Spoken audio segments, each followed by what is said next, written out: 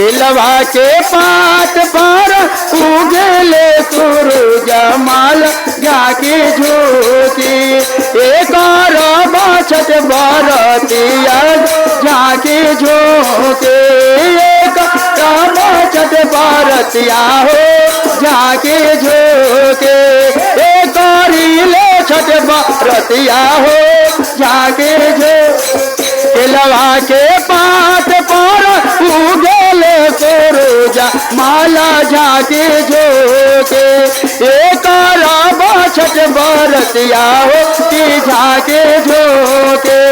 एक बाछट बरतिया हो जाके झोंके हम तो से पूछी बरतिया बरतिया की केकरा लागे हम तो से पूछी बरतिया बरतिया की केकरा लागे एक रेलू छठ बरतिया हो केकरा लागे एक रेलू छठ बरतिया हो स्वामी से स्वामी अपना ऐसन स्वामी की उनके लागे अपने से स्वामी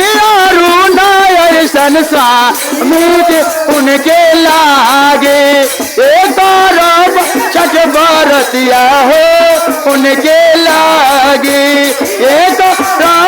छठ बरतिया हो उनके लागे अमरुधिया के पात पर उगले सूरज जागे झो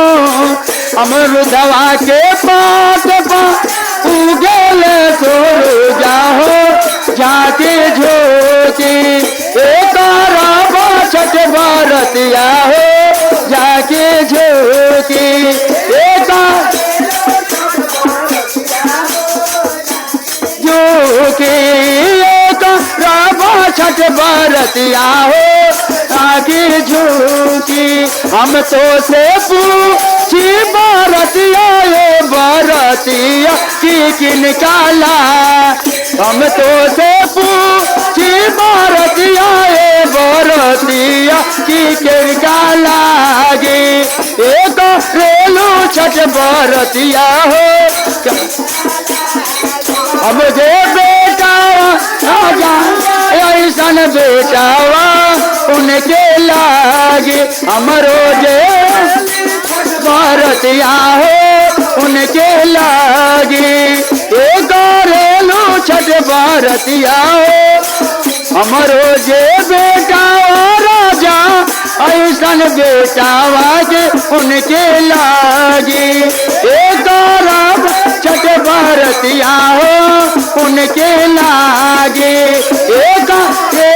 छठ बरतिया हो उनके एक छठ बरतिया हो के लागे एक छठ बरतिया हो उनके लागे एक छठ बरतिया हो उनके लागे।